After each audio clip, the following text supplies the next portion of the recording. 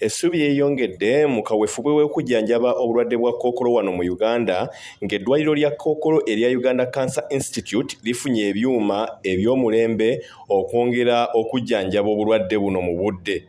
Mu kiseera kino ebyuma ebiri ku mutindo gw'ensi yonna bitaano bimaze okuteekebwa mu ddwaliro lino era nga bitandikiddewo okukola. Okusinziira ku Dr. Israel Ruutu, kati ebyuma ebyaleeteddwa bisobola okukola ku mulwadde mu ddakiika 15 zokka mu kifo ky'ennaku 3 ezibadde zikozesebwa emabega. Mu kiseera kino gavumenti eri mu nteekateeka y'okuzimba ebyuma ebifaanagana nga bino ebirala mu malwaliro omuli ery'eggulu ne Arua.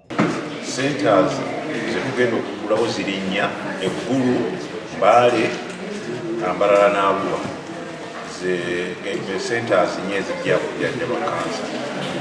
Tutegeka nti mu buli center mujja kubaamu ebyuma 3 ebijjanjaba kansa. Linear accelerators 2 ne kye bayita high dose brachytherapy machine. So olaba biri emirundi ena twagala okuleeta ebyuma 8 ebya teletherapy n'ebyuma 4 ebya brachytherapy nga buli sente erina ebyuma 3.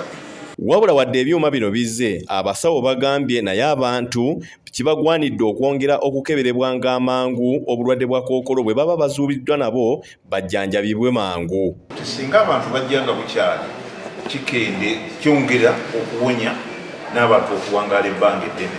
Kyobola nti mubeeru oli ayinza n'okugamba nti nakafuna kansa 3 mu bulamu bwange kuba zonna bazikwata bukyali naye mu baddugavu wano nga mu Uganda kizibu omuntu okugamba nti nze mu 7 nafuna kansa ne mu 8 nenfuna ate kati ono wakusatu amutte si kyangu byonna saagala kukozesa kigambo kibi naye